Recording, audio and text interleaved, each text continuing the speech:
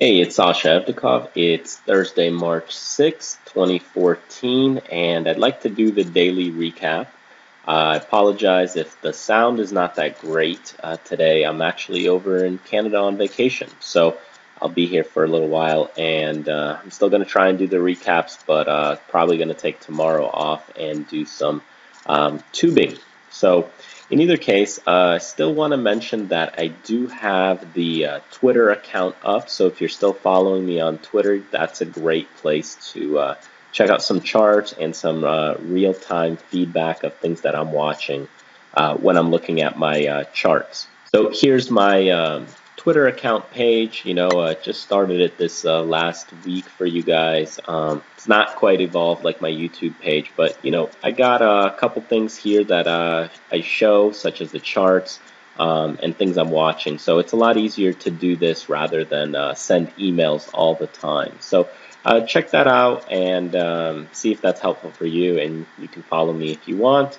And if it is helpful, then great. If it's not, you don't have to follow me. That's fine too. So let's get into some actual stocks, what's going on for this week, and let me show you what I've been watching. So let's first start out with the the spiders here on the S&P 500. I want to share with you a couple things. If you watch here, this volume bar right here, we had 169.6 million shares that were traded on this huge uptick the other day.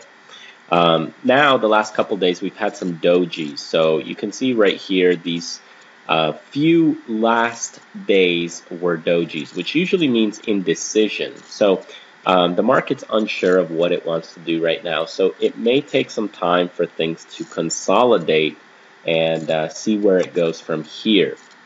The same thing here. If we look at the S&P 500 rather than the spiders, you can see right here we broke out even further or higher to the upside here. It was a pretty solid run, and then the previous day we had a doji, indecision, and now today, recently, again, we took the market up higher, and then we continued to sell off and brought it down lower. So it creates a little doji pattern right there.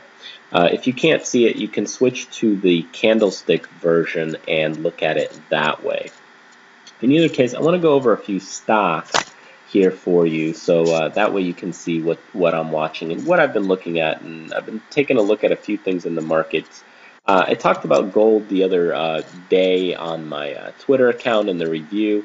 I mentioned that this one was heading higher because it was breaking this huge line of resistance, and it's been doing that. It's been doing that this week. So if you take a look at it, I was watching this pattern here.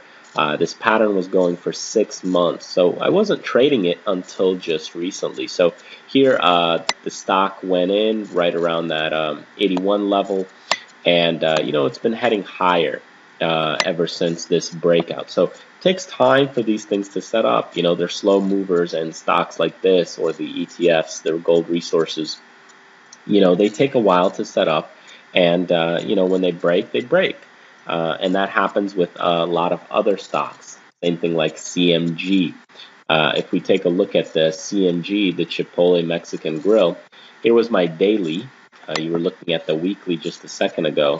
Here was the daily pattern that I was telling you to watch. Now, when it broke the other day, broke about 15 or so points higher, then it consolidated the previous day, yesterday, and now it continued to follow through. So you pretty much had, let's see, from here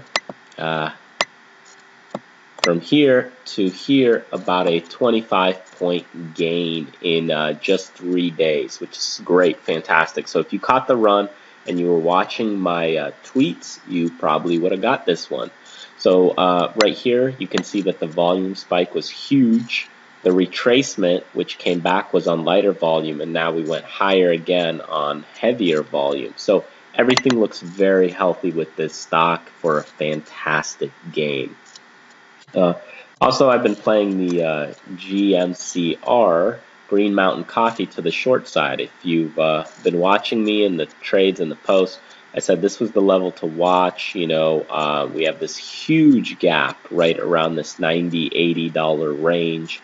that's sucking this stock in, and it's pulling it in. So at this range and level was when I said, you can probably go short, because we had a few of these ticks, and then can add to the short position at this level at the 115 area, and then continued shorter. Of course, you'll have some ticks to the upside. It's not going to go straight down, so you will get some bounces, and it might come back and retest things, but this one's heading to the short side, and I'm expecting it to hit right around this 97 level, and then it can bounce, and it might retest the 115, but I would assume that it would hit the 98 level, and we'll see. And if it gets into this gap, 94, look out below, because then it'll probably come down to right around that 84, 82 level. So this one's been a great play for the short side. We got some other big boys here. Amazon, talked about this one. It broke higher here, but the risk reward is not that great for the break. The reason it wasn't great was you had this line of resistance because of this gap right here. Now, if it breaks here, it might take a few days because the volume here to the upside was greater than today's volume to the downside, okay? So if it does break here in the next few days, you could see it fill to about 387, and that would be the projected move. Otherwise, it might come down to retest the 365 or come down to 342. So stocks like to retest different levels, and once more and more people get into certain levels, it's kind of like that seesaw when you're a little kid and you sit on one end, and if one person just weighs a whole bunch, it'll tip, and then boom, you'll hit your butt on the floor. And the same thing here. Once more and more people stack up enough weight on one side of the trade, then eventually the scales will tip and the stock will either break higher or break lower. But this one, it was testing this level, didn't have the juice to get higher. You got to remember, we came down on 16.2 million in this area. So this stock today did 2.8 million. So definitely not enough juice at the moment to break higher. Taking a look at Apple, the same thing. Talked about this one, very similar to the Amazon setup. Right here, this was the line to watch. It just struggled doing it yesterday, struggled doing it today, just does not have the momentum to break higher. Facebook, on the other hand, again, did pretty well yesterday, but again, we had some confluence right here, and it took the stock lower. Now, this one looks a little more healthy. The reason I say that is because going up here yesterday did it on heavier volume, and we did 74.6 million, and today we went down on 45 million. So this one does look a little bit healthier. And yes, I'm watching the volume simply on these stocks. I do watch some other things. I do watch a few other things behind the stocks, but I don't want to make it too complicated for you, because understand that a lot of the other things that you might watch could be lagging indicators. People ask me about the MACD, the stochastics, and some of the other indicators like the RSI. And yeah, you can watch those things, and you can set up a bunch of indicators on your charts if you want. But the question is how do you know when to get in and what signal are you watching? If you have 10 to 20 different indicators on your screen, then you don't know which one to use to get in or to get out of the stock. So for now, if you're not trading that much, keep it simple. I mean, volume tells you exactly real time what's going on, what's happening. You got price, you got action and behavior, and you got volume. You don't need much more to trade. Keep things simple.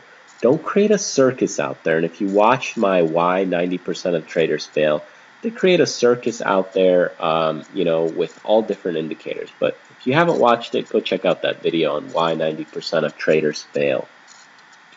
In either case, AutoZone. AutoZone here is consolidating. Again, we have this pattern that's setting up. Watch these price levels. This is why I set them up. You're watching these price levels.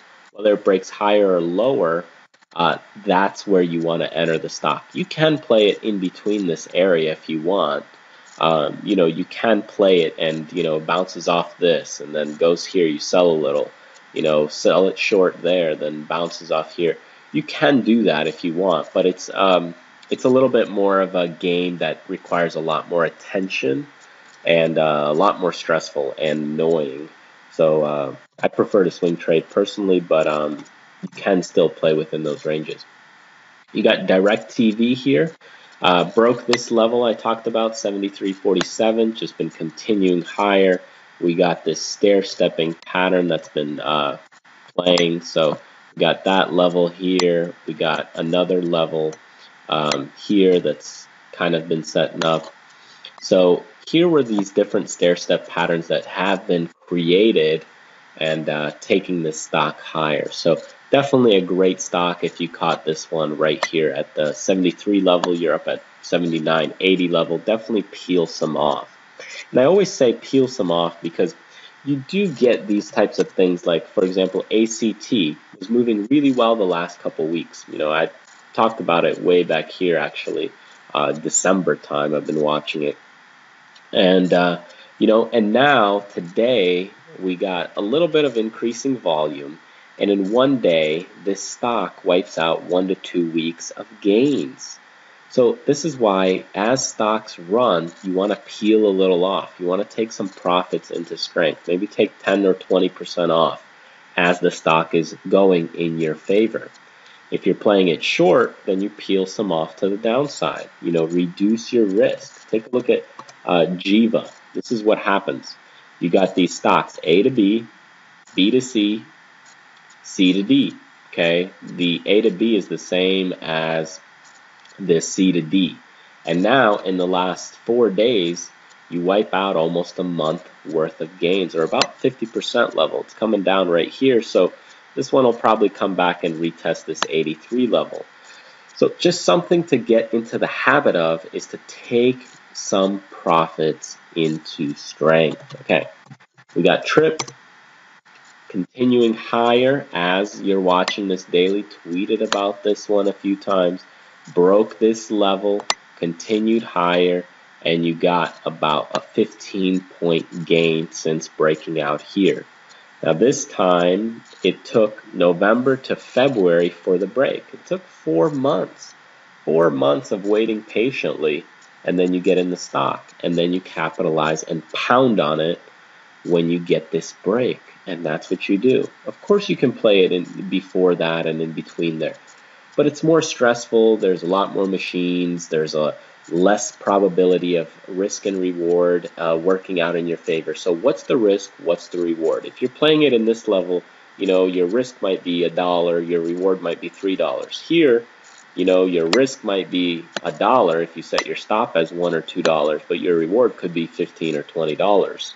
So it's a lot better risk and reward strategy. Remember, what's the risk? What's the reward? Goldman Sachs.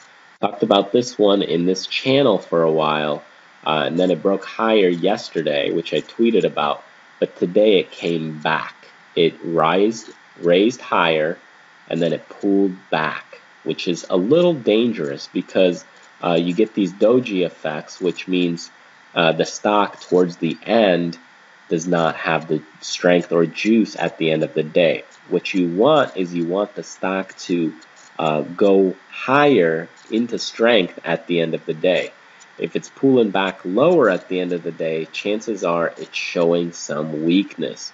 So you have to be careful when stocks are pulling back at the end of the day like this. WWE. This one's been going up the last few days, breaking higher again. You know, this one did pretty well earlier here on the break at the $17 level and had a nice run, and then it consolidated here. Does the chart look familiar? Again, like AutoZone, like Chipotle, like GMCR. You know, they all consolidate. Stocks go up, they consolidate, and then they power higher. They don't go straight up. They go up, they consolidate, power higher. So here, this one, breaking out at the $25 level, continuing higher in 3 days to 29. How high can it go? Well, how long is this move right here? From here to here, 6.5 points. Okay, this is our A to B.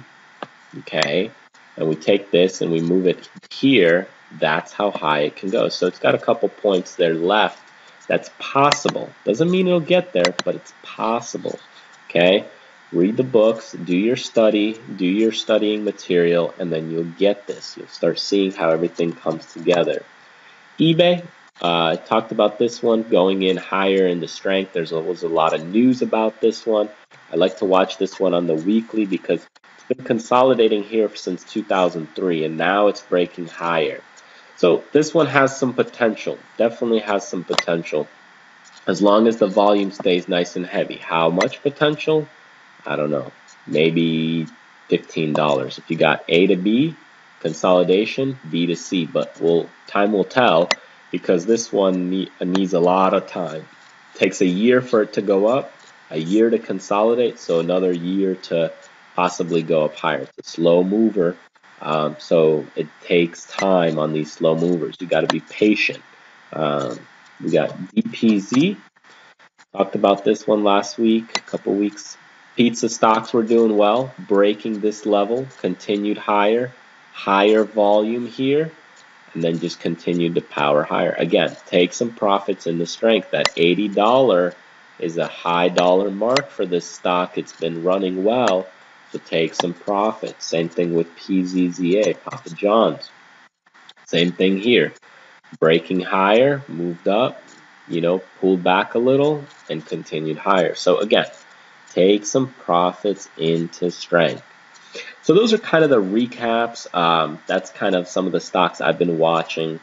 I've been trading lightly, and I've been working on some other things. Just taking a breather here. Sometimes you just have to relax, enjoy, and live life. And that's what I'm doing here in Canada. So for all you Canada folks, over in the Ontario area. So hope you guys are doing well, enjoying the snow here. Probably go tubing tomorrow, and just have some fun. And so if you're trading, trade them well. Be careful. Watch the markets. We're going up, as I said, here on air. It's light movement on air. So doesn't mean you can't go higher, and it doesn't mean you can't trade. It just means be cautious when you get fast movements and pullbacks. Some of you that tweeted to me said that, oh, the market went up 120, 130 points, and then it pulled back all within 10, 15 minutes a few days ago. And you said, I've never seen anything like it before. But this is what happens. When the market goes up on air, the pullbacks become fast and heavy. They're quick because there's not a lot of people in them.